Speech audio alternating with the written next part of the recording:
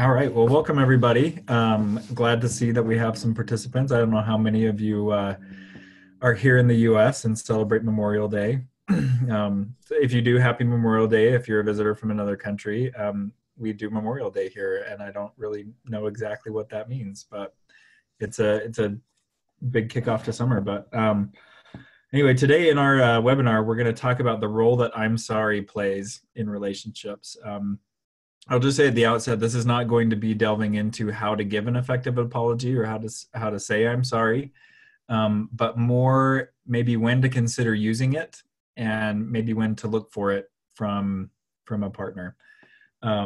So this is something that I think this phrase "I'm sorry" has it has become really ingrained in our social ritual, and maybe so ingrained to the point where it's kind of lost some meaning.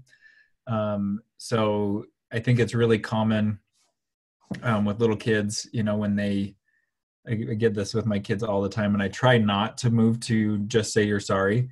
I try to actually help them connect with the feeling, but when one of them hauls off and smacks the other one, what do you need to do to say you're sorry or say you're sorry?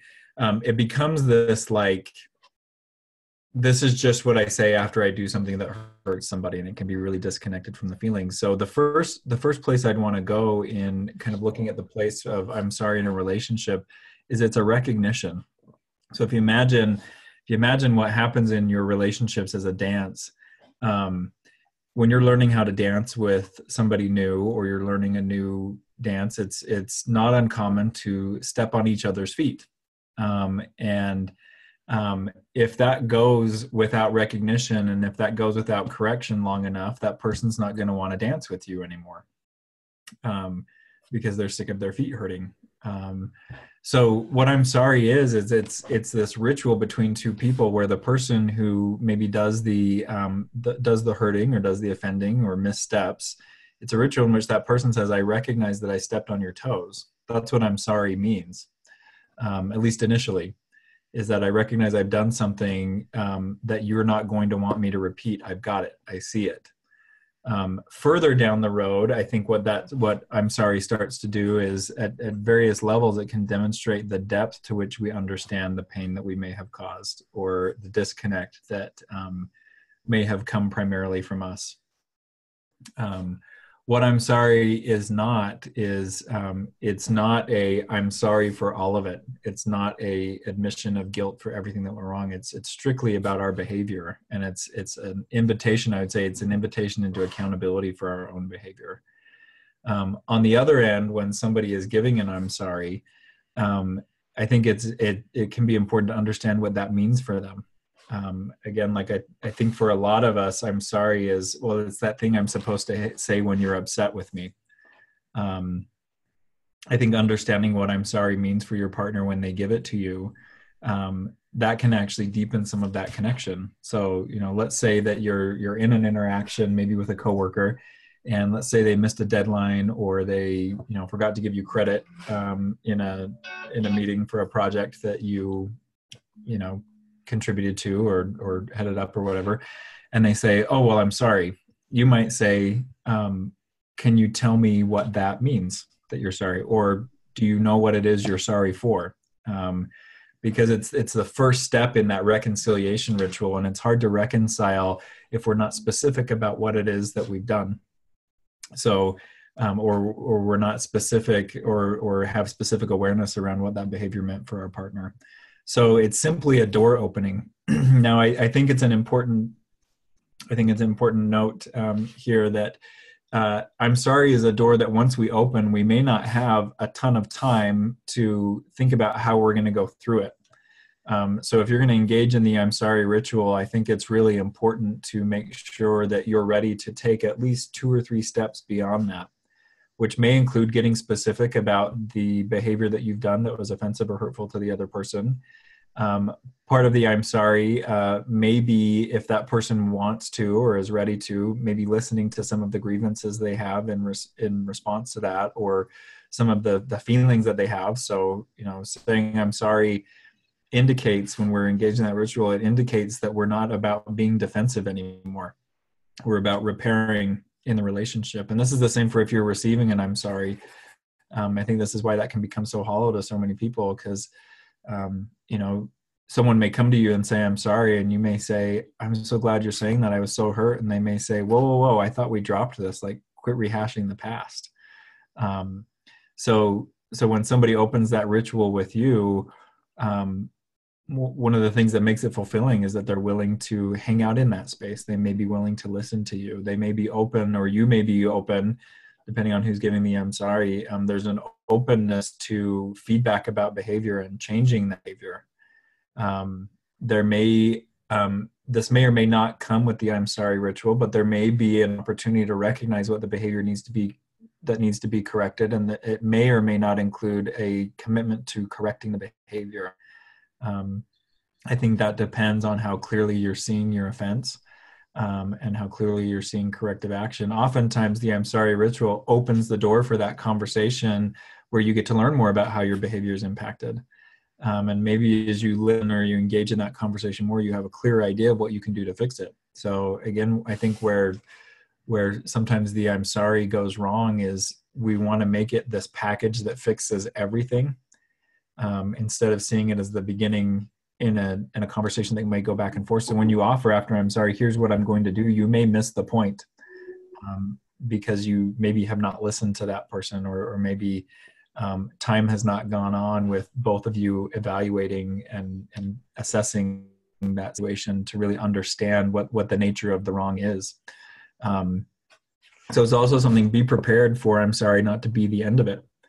And this goes for receiving an apology as well.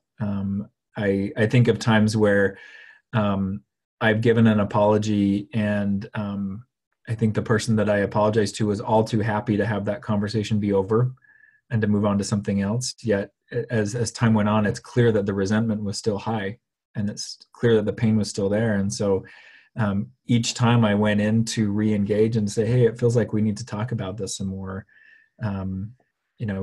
Can we circle back, or I'm feeling this kind of disconnect? The response that I would get was, why would you think that? We're fine. We've apologized. We're fine.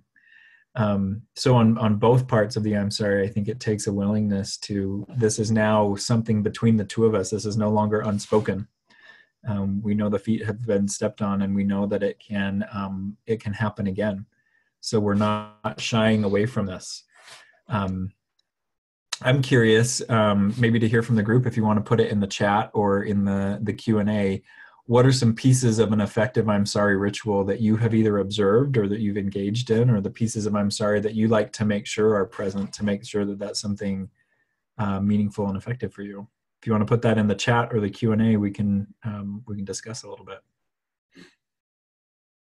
So someone says, my husband will break well-established boundaries and say, I'm sorry you're angry. And when I asked him what he meant, he said, I'm sorry you're angry, but not because of what he did.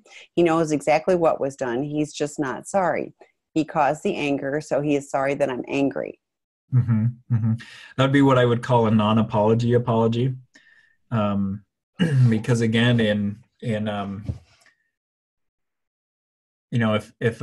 if I'm somebody's dance partner on the floor and I'm the one who bruised their toes, and I just said, oh, I'm sorry your toes are bruised, and it's like I'm coming in the situation without any of the context. It's like I'm just there paying attention to your feelings and not my behavior.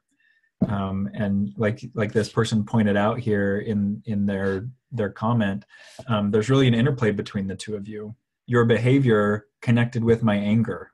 I would not be angry in this way if you had not behaved in that way. And that's really what we're trying to get at here, is we just had an interaction.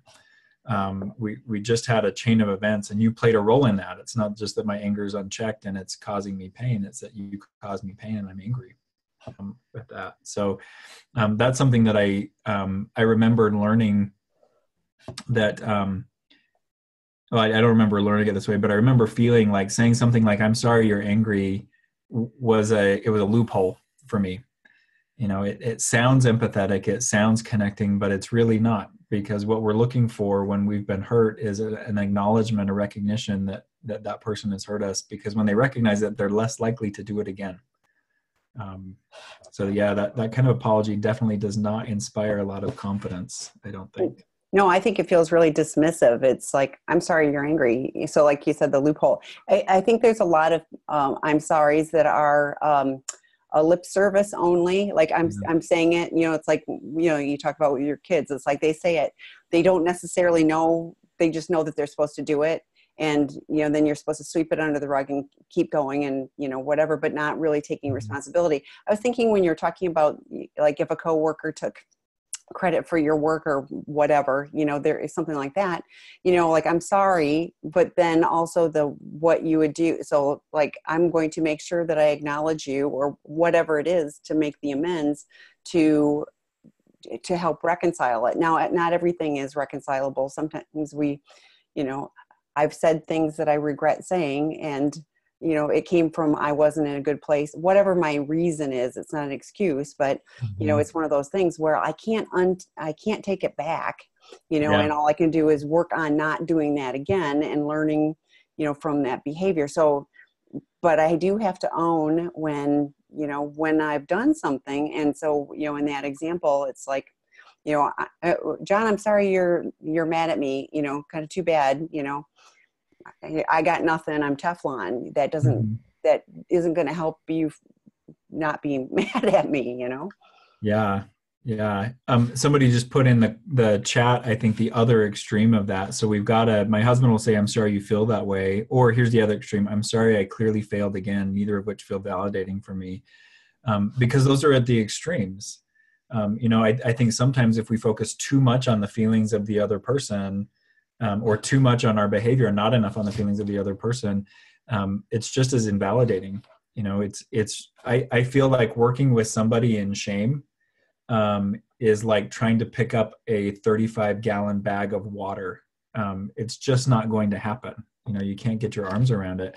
So, this, I'm sorry I failed again, following that up with something like, I know you needed me and I wasn't there. Or I know that I broke another promise to you. And I know how badly that hurts you. So it's really got to be both sides. What's my behavior and what's your feeling on this? Can I take a guess of how that would have felt to you? And can I see the behavior that I did, that apologized, or that can I see the behavior that I did that contributed to the way that you feel? Yeah, that one to me, I thought of Eeyore with the, woe Mhm. is me, and it ends up unfortunately then feeling like it's still all about the husband because it's, oh, poor me that I failed again, rather than, then validating, like you said, I'm sorry my behavior hurt you, and here's how I see that it hurt you, and Mhm. acknowledging that. So it's just Mhm. so, woe is me. Yeah. When someone has apologized to me and said how much I mean to them and how much they value me and feel bad that they hurt me, the first time I heard that, I cried. It was beautiful. I can imagine. This is a great example of opening that ritual space with maybe not fully knowing where it needs to go. There's times where I've experienced this with coworkers, I've experienced it with my spouse, I've experienced it with friends, where I can tell that something is going on. There's some way that I've hurt them and it's caused some distance, and I, for the life of me, cannot identify what it is. So I think an apology that starts with, hey, there's some distance and I know that I did something to cause this. I feel bad because this is how I value you. This is how I value our relationship. This is the last thing that I wanted to make you feel. Sometimes an apology starts with, I know I did something, help me to understand. And while that may not be perfect and fully formed, it's a step in the right direction. It's a recognition that my apology is not just about me offloading my guilt. It's about me starting a reconciliation process with you. So I love this piece of reiterating the value that person has. It causes us some pain too when we hurt people that we love, or when we mistreat people that we are in close relationship with. And I think that's acceptable too, to acknowledge, I'm hurt by our disconnect. What did I do to contribute to this? Help me to know how I can find a way back to you. Sometimes that apology becomes a collaborative thing. And I think it's important to leave some bandwidth for that, for a sincere seeker of, I really can't pinpoint. we can really get in a one down, one up thing when it comes to apology. And I don't think that's necessary at all. I think it's really about how we've laterally moved away from each other. Nobody's bad, nobody's right, nobody's wrong. In these situations, it's that we've had a rupture in our relationship, and we want to figure out how to bridge that gap. And there's times, like again with my kids, empathy is not a strong suit for little people, and empathy gets developed as we're challenged to think about how others might feel. So often when I have a child come running to me crying at how awfully their brother has treated them, as I get into the story a little bit, it's like, oh, of course he reacted in that way. And so I'll ask, can you imagine why he would have felt that way? And we have to do a little bit of investigating. And sometimes I'll call the sibling over and say, can you talk about how that felt? Can you tell your brother how that felt to you when he ripped the controller out of your hands or told you that you weren't good at this at all? And they have to communicate. And then usually when they get that piece and there can be that connection of, oh, that's what it was, that's what I did. There can be a different level of sorrow, or there can be a different level of commitment to not hurting again. So this person adds, that's what my son does. It feels patronizing and a way of silencing me. But I'm sorry you feel that way. Yeah, I think that's why that one doesn't land, is because that's meant to be a conversation ender. And like we've talked about, I'm sorry is a ritual that opens the door to talking more. Yes. I've had people in my life that, like, if they apologize, they expected me to turn around and apologize to them too. Yeah. And I was like, well, it isn't, tit for tat. It's, I'm perfectly willing to own my stuff and all of that type of stuff too. But like the expectation is, okay, I did that. Now it's your turn, and you go, well, let's talk about this first. That would be a less than admirable motivation for apologizing, is I really just want to get it out of you. It is not a two-way ritual. It's a one-way ritual that we give freely. I think an apology, while it might be worded right, if it comes from the place of, let me just get this off the plate, or this will clear the air between us, I think it's really missing the point and really missing the value. Yeah, I've always said too, if I'm sorry isn't followed by actions to make it different, it's meaningless. So, because it is just lip service then. And, it's just, oh, sorry. I have one person in my life that I think of as soon as the I'm sorry starts, I just go, it's quick to come out of his mouth, but it never changes. It never changes. So, okay. My family are the same too. They don't want to hear how they hurt me and the impact of their behavior. They just want to shut it down and shut me up. I find it very hard with my mom and the impact, the chaos, hurt, and betrayal I felt from her drinking on me and my son. Yeah. I think this is a lost art, and something that our society is really going to need to focus on is letting pain be present for a while. We're a very pain averse society. And I think you're not paying attention and you're not human if when you do something that hurts another person, if you don't feel shame. That's actually where shame comes. It's a social emotion that's based on somebody withdrawing. And there's a reason why we've kept it around evolutionarily as a species. It's very useful in keeping groups together. However, it's just the initial impact of shame that helps us. When we feel that, like, I want to draw back, I want to disconnect, that's essentially a reset button. It's a sign that I need to try approaching this another way. And if we deal with shame in that way, like, oh, I misstepped, I misspoke, like, let me try this again, it actually doesn't become this big all-consuming thing. It's when we get trapped in that, like, I'm so bad and this never should have happened, that it really becomes toxic. And there's families that are oriented around not feeling shame, because they don't know how to navigate that. So a lot of I'm sorry rituals as they stand is it's a shame unburdening, that's not really about reconnection. It's just about forgetting, which is incredibly invalidating.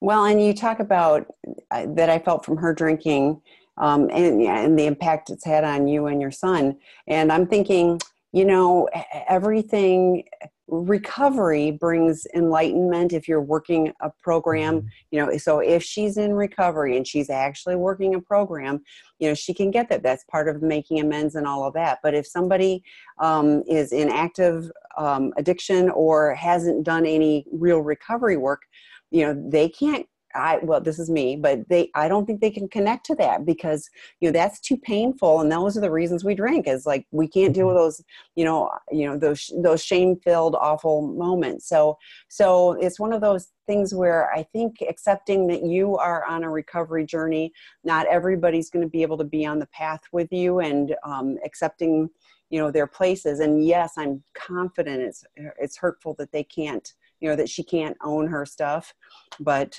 maybe one day. But I think even you acknowledging that was painful to you and your son, and you having the space for that, is a victory for you. Yeah, definitely. So for this person, hearing "I'm sorry" is never enough to hear from my SA husband almost makes me angrier to hear it. This reminds me of a couple I worked with a few years ago, and I helped them through a disclosure process.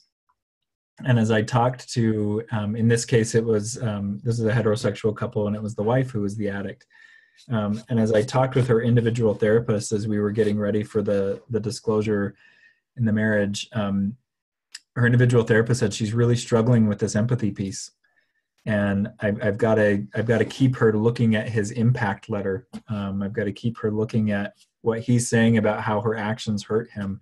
And we're having to do a lot of, like, if you were in his shoes, how do you think you would feel? And it took a while for her to get there. But when she got there, one of the things she said after reading the letter is, she said, to begin with, I thought, I have "I'm sorry" in here 43 times, and it means nothing. And that was one of the things she had to work on. And she said, as I got more into what the story would have been like from his perspective, I found myself finding other words. That was so unfair of me. That must have been crazy making. And so it's the spirit of "I'm sorry," which I think is just, I'm sorry is a phrase that gets at a feeling. And there's lots of other phrases that get at that feeling too. And that can be one of the ways that we become better at apology, is we find other ways. I think for me, my kids, I should rename this. It's just John talking about things he learns from his kids. But they're not shy about calling me out on my crap. And I really love that about them. And they'll do it in the moment. And, the phrase that I found has an impact on me and has an impact on them, as I say, "You're right, I shouldn't have done that." And that's in that spirit of "I'm sorry." I recognize that was a mistake. I recognize that that's hurt you.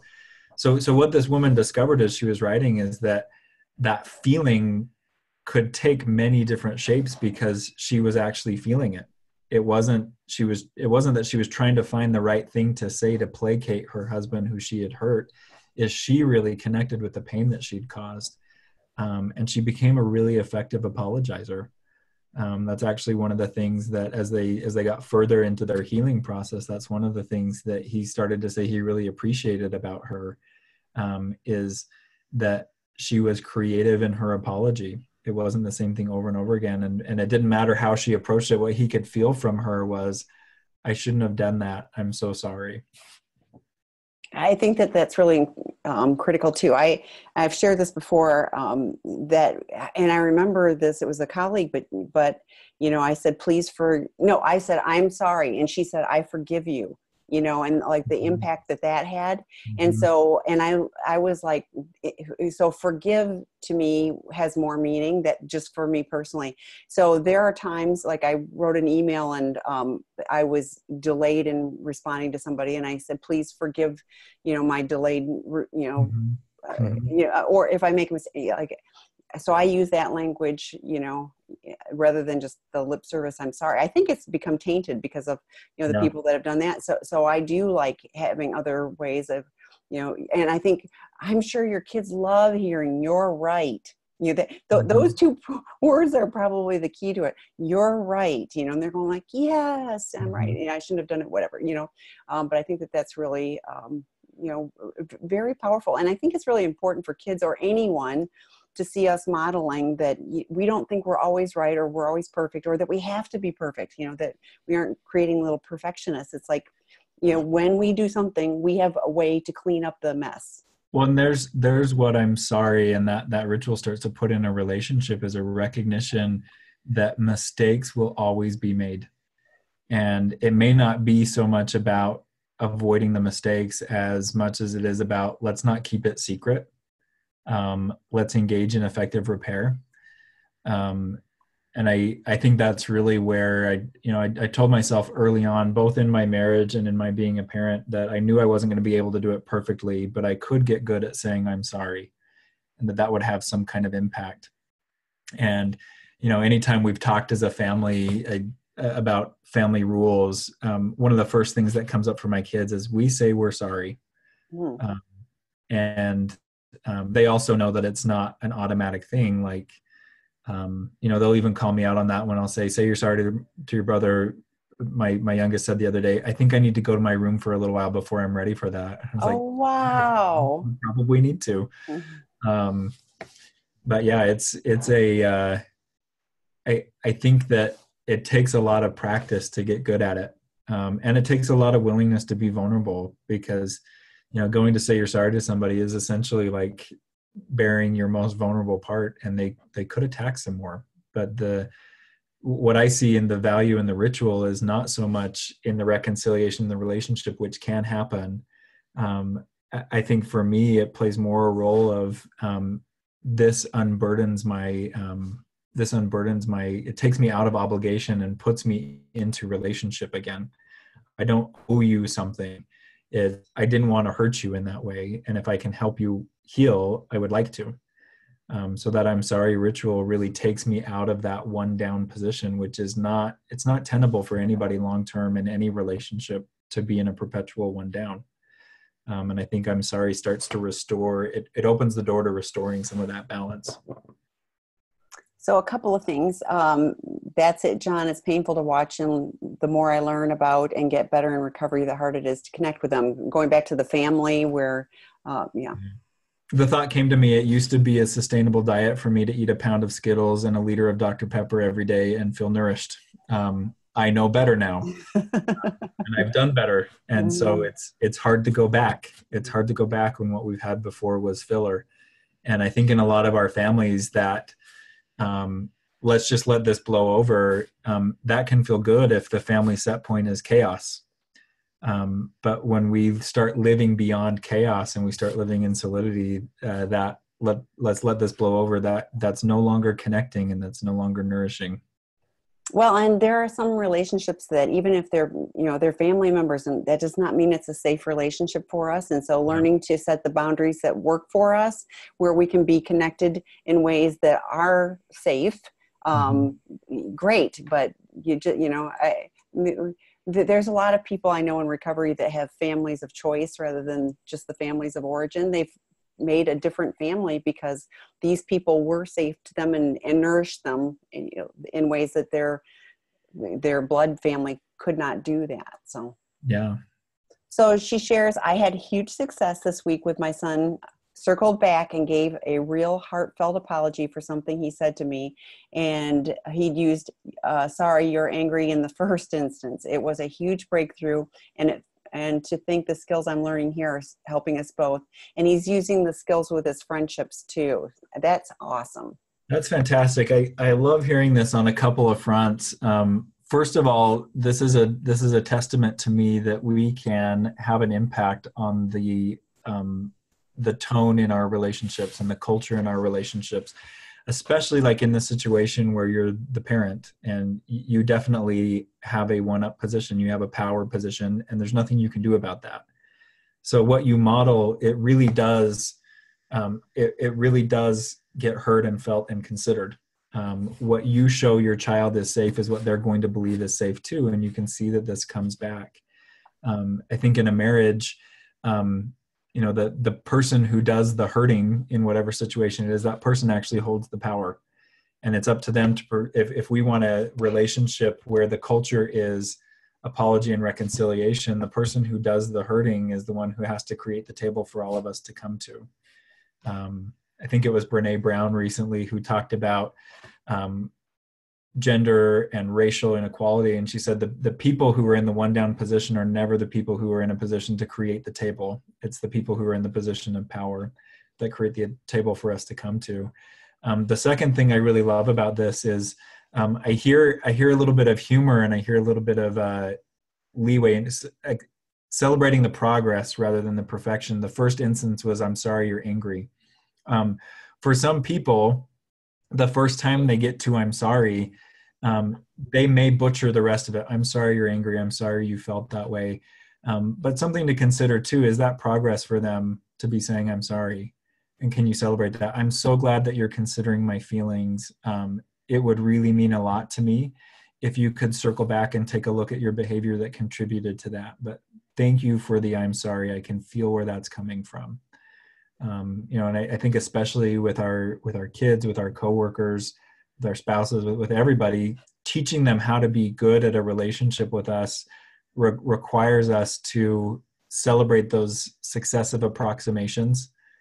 You almost got it. So, let me celebrate that and give you some helpful support in helping that to land with me more. Because, in the case of this person's son, I think teenage boys who say I'm sorry are really wanting something, and that's not necessarily to manipulate. I can see a reach for connection there, and that's huge that you're celebrating that. Good for you and good for your son.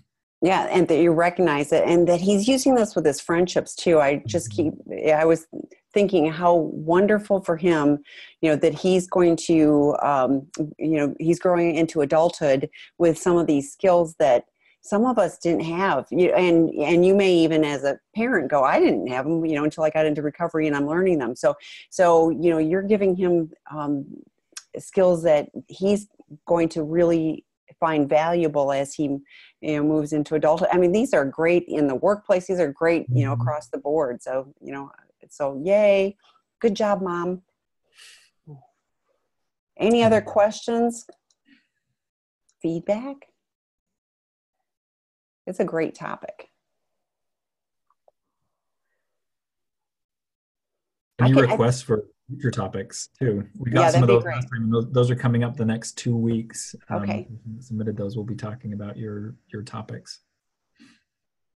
I think I can tell, like, if I don't apologize correctly too, it's like it doesn't set well. I've got my guts off. So it's like I go, oh, I didn't do that well. I need to go back and the circling back. I need to circle back and address it again. So I think often it's easy to feel like discomfort is our enemy in all walks of life. I think it's actually really instructive, like what you're saying, Tammy, about an apology that doesn't sit right. If I'm off about that, there's probably a lot I could go back and learn, and a lot that I could go back and grow from just listening to what that discomfort is telling me. I've given apologies before where in the moment it's lip service from the person who's receiving the apology. And I talked a little bit about that earlier. And that's one of those things that doesn't sit right with me. So it's really important to listen to your gut on that and to go back and get more curious about what that means.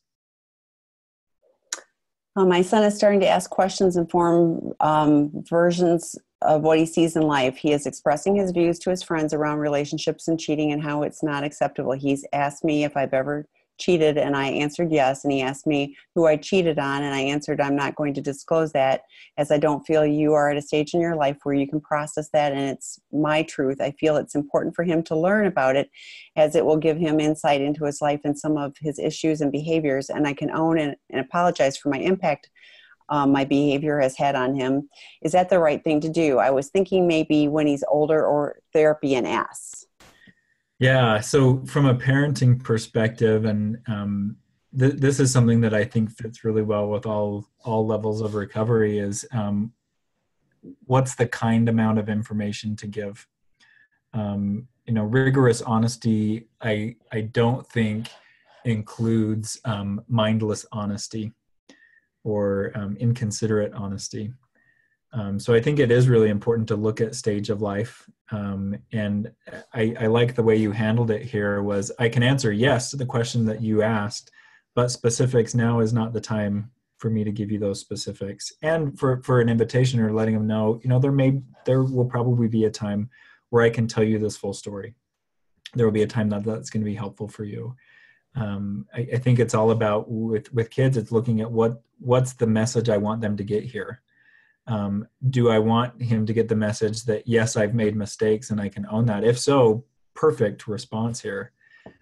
If the message I want him to get is my life has been messy and these are ways it's been messy, you'd want to give more information. But it sounds like here he's not looking for what's the kind of mess you've created in your life. He's looking at how human you are. He's determined a right and a wrong, and I have feelings on this. So, where do the people in my life start fitting into that category? And it's important, I think, to answer those questions honestly, because it gives your child something that he's going to have to wrestle with. I feel like cheating is wrong, but my mom has done it. And, my mom is somebody that I care about. My mom is somebody that I love. So how do I reconcile that? And he starts to differentiate between people and their behavior. And I think it's important when it comes to disclosure with children. I think it's important to look at what they're needing from you in their life. For me, I went through a lot of my life not really knowing what my extended family and the family my parents came from was all about. And I didn't care.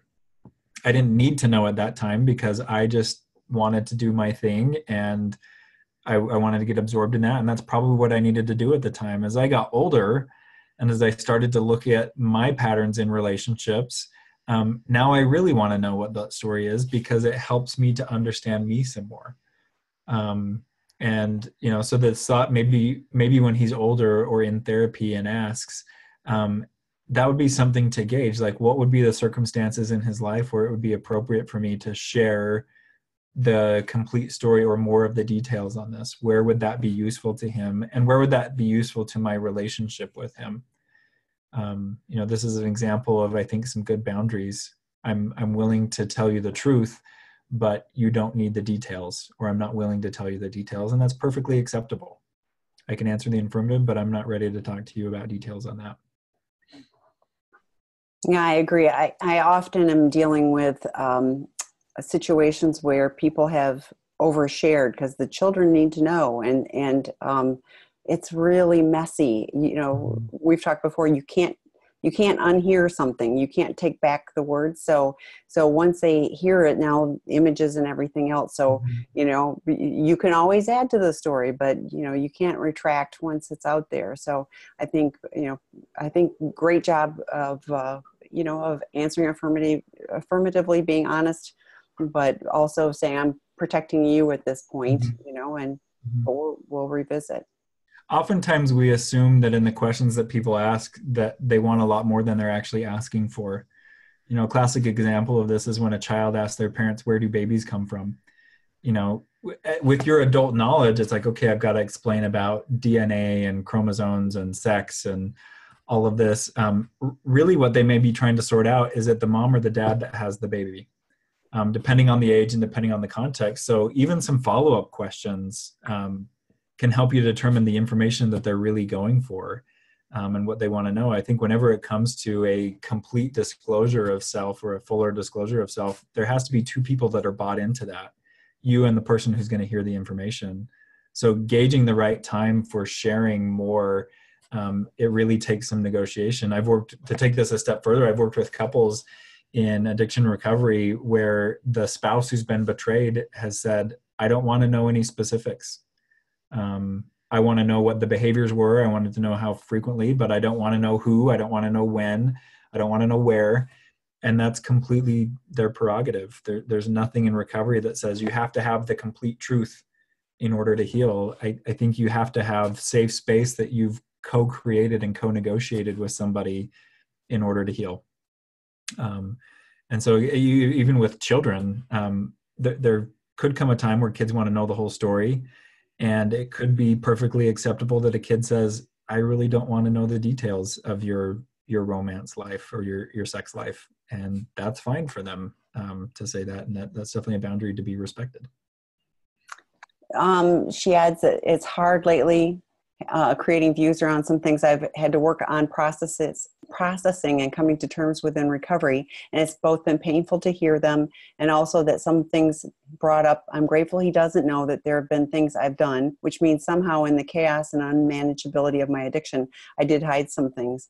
For me, it was one of those, my daughter was a middle schooler, and I was in a different area, and I was doing middle school youth group, and they wanted me to share some of my recovery story. And I knew that there were some things I needed to sit down, because I sure didn't want her to hear things from some other child, Mm-hmm. And so I was careful about what I said. But for me, I was able to say, and it was all when I was in my addiction, that's, and once I got sober, I was able to stop doing those things. So it, Mm-hmm. it was, contained within that time for me. And so, I think she was able to have this clear delineation of, when you're in addiction, you do really, you choose poorly. I just did. Mm-hmm. And then, Yeah. now I have some tools, and I changed my behavior, and I was able to do things in a different way. So, but that was very difficult, and for me to navigate the right boundary, because I didn't want to overshare to the other kids either, but I wanted, they needed to understand that there's a lot of negative consequences of, Mm-hmm. of addiction. So, and not reaching out for help. Yeah. There's another piece in this that's really standing out to me. This teenager who's creating his views on the world, which teenagers are supposed to do, and they're really idealistic. And for the most part, those views are not very multidimensional, but it's the beginning of them finding a voice. And, I look at my process from the time I was probably 14 and started to get really idealistic and really verbal about it till now. Every single one of those ideals has been challenged and shaken. And that's been an important growing up process for me. It started with, this is what I believe in all cases, and this is how it has to be. And, that's how a 14-year-old brain functions. And later on, what honestly started challenging a lot of those ideals is I knew people who didn't feel it, and I knew how I felt about them. And then I find, this person does, or this person believes, but they're good. And like, I am connected to them and I love them. And it really made me wonder, what does that view actually mean? And I had to get more nuanced, because I had more relationships with people who were different from me.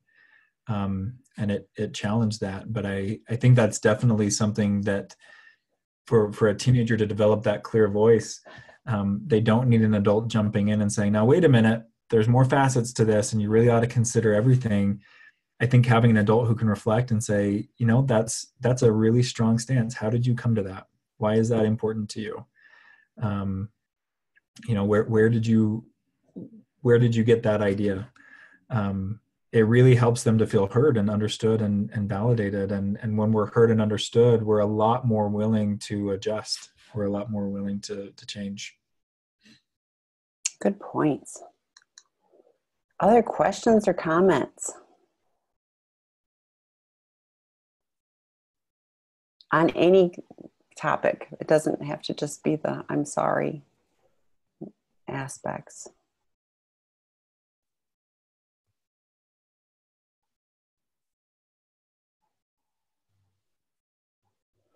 Well, so we've got a little break here, so then I'll talk about drop-in groups again. Mm-hmm. So the drop-in groups are created so that you can go and, like John and I can see each other. You can have your camera on if you choose to and participate. You can also mute your camera so you don't have to, but they are created to be safe spaces. So there's partner groups. So Angela Spearman on Sunday evenings has a Betrayed Partner group. And then there's also one Wednesdays at 12:30 Pacific time.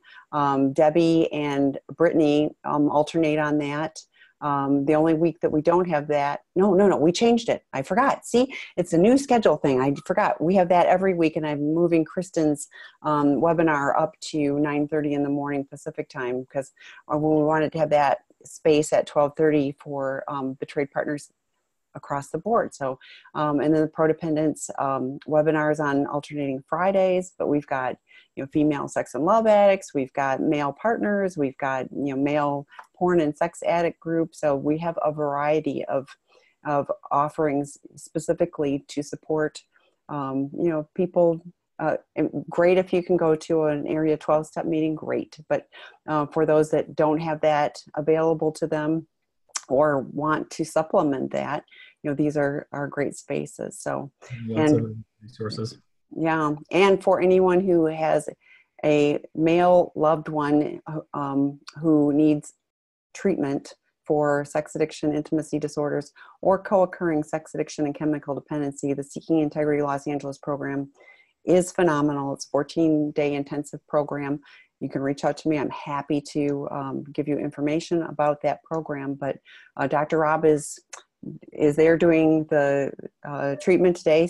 One of the therapists had the day off because of the holiday, so he's there anyway. But he's there today. So somebody said, for me, my husband struggles with empathy and feeling emotion. So when he says he's sorry, which is not often, it's just words, there is no emotion in it. If I could feel his humility, it would mean so much.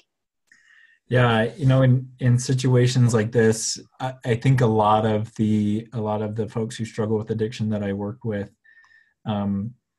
they can get good at hearing the phrases, and even a lot of times what they want therapy to be is tell me what to do in this situation. And they're really good with rules and regulations and all of that. What this really comes to is I think for a lot of people who struggle with addiction, what's at the core of that is they don't know how to be seen, and they don't know how to be seen vulnerably. So that's why they disconnect from emotions. That's the most vulnerable way to be seen, is how I'm feeling in the moment. And I hope your husband has some good support available to him to be able to get that. A therapist who can work on that level, or a sponsor who can do that attunement, not just the let's work through steps, but can really be in a relationship with him. I was just meeting with a couple earlier today, and the wife who's been betrayed, she said, well, why can't I do that for him? And I said, it's a 24/7 job and you don't feel safe with him. So, while I can completely respect that you want to do that for your husband, you may not be in a position where you could do that in a way that's safe for you and in a way that's safe for him.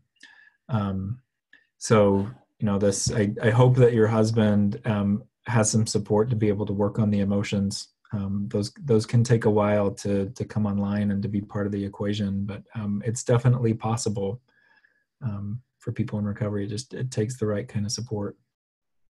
I agree. And since, addiction is about numbing out and avoiding, especially negative feelings, but even good feelings, because when you numb out, you don't get to feel any of them. It is challenging to start connecting that. So it does take, I think, intentional and special help to do that, and to be willing to move into that space, because it feels uncomfortable and scary. Mm-hmm. So someone says, we are struggling with defensiveness, wariness on part of the SA husband. He has stopped acting out, but still addict personality, 1 year of recovery. Yeah, that really stands out to me, the addict personality. I think you described it really well. It's the defensiveness and the wariness, and it's that inability or that mistrust in being able to peek out from behind the barrier and to say, this is really who I am and this is really how I feel. And your job as the partner is not to accept that no matter what. That's, you may get this from your addicted loved one. Well, if you would not judge me, or if you would just love me, then I could be honest with you. That's not what the problem is. There's a moment of uncertainty when we put ourselves out there in an honest way before we get whatever the reaction is from anybody. There's a moment of uncertainty that's not about how is this person going to respond to me. It's will they respond to me at all? Will they see me? And even if that period of time is just a fraction of a second, I would say the majority of addicts that I work with, they're so attuned to that uncertainty and so attuned to that fear, that to be seen in any kind of vulnerable way is too much of a liability for them. It's too overwhelming.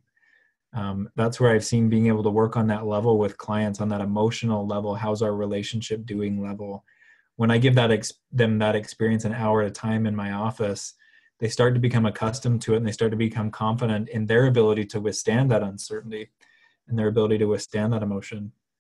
And then they start wanting that more than just an hour at a time once a week. And they start practicing that in their relationships. They start practicing it with their sponsor, with their friends, with their spouse, with their children. But it really, I think getting sober is one of the easier parts of SA recovery, unfortunately. The harder thing is to start to become willing to actually be in a relationship with someone, to work on the intimacy disorder side of the addiction. And it's a raw deal for a spouse. There's no way to slice it to make that feel any better. It's just a long road, but I'll reiterate here. I see that healing and that change happen all the time. It is absolutely possible. And there is more support now, more good support now for both the addict and their partner than there has ever been before. And that support really, I think, is that village that rallies around two people who are doing incredibly hard work. And in some ways, the recovery community can almost act as an emotional surrogate for both the partner and the addict. Lean on us for that support while your addicted partner is getting healed and learning how to do this. And it's there's a lot of help out there. There's a lot of hope out there, but it's definitely is a very difficult thing to be going through. So to your point, yes, join the drop-in groups for you and for him. The other thing you say, 1 year of recovery. 1 year of recovery is marking a calendar, and this is with all due respect. It's like, what is he doing, in that year of recovery? I was in my meeting the other day, and we were talking about, certain steps and things like that. And like, people can park themselves in a meeting room and accumulate time. But if they aren't, working the steps or doing things that actively change themselves, with therapists, the Seeking Integrity Intensive is sex addiction and intimacy disorder, or co-occurring, but it's an intimacy disorder. So, that's, what the treatment is for. So if he's not, actively engaged in working the first 9 steps, really gives you a lot of freedom from things, and it reduces that shame, and it gives us, ability to start to connect and things like that. If he's still on steps 1, 2, and 3, he's got a long road to go to get to be in a different place. And so, it would possibly, and I'm making this up, you've given me a sentence, so I don't know, but if he wants things to be different, it's like, what you put into your recovery, pays dividends. So if, it's getting a sponsor, making sure you're doing things, actively engaging, the more things that you are actively doing to make things different, the faster it's going to get different. If it's, well, I'm going to my meeting 1 hour a week, it's going to be a really long haul. Yeah, definitely. So any other comments, questions? We've got about 5 more minutes. Oh, yes. I'm finding that to bring up grief for me. Yeah. People I used to look up to as I wanted their recovery. I chose to work for recovery no matter the cost and enjoy the benefits and change, but seeing that some stay is hard. I'm not translating that well. The benefits and change. Seeing that some stay put is hard. Thank you. I think one of the hardest things that I face as a therapist is generally people are in a high degree of chaos when they come and see me.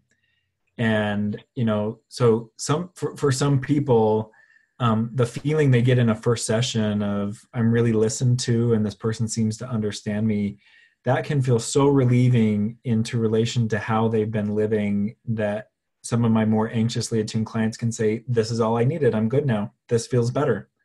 I think that's sad. When the level of pain was so great that just getting a little better is tolerable for us. Life can be so much more than just living it from crisis to crisis and in chaos. But I think for some people, just having a break from the crisis is vast improvement for them. And I think it's hard to, I think it's hard to stay engaged when, even, maybe just showing up to a meeting and not doing much, maybe knowing that there's other people who get what you're going through. For some people, that can be so relieving that they may say, I don't need anything else besides this. And then the truth is, in the moment they may not, but there's so much more that their life could be. There's so much more goodness and health that they could invite into their life. Not everybody recognizes the room for that, though.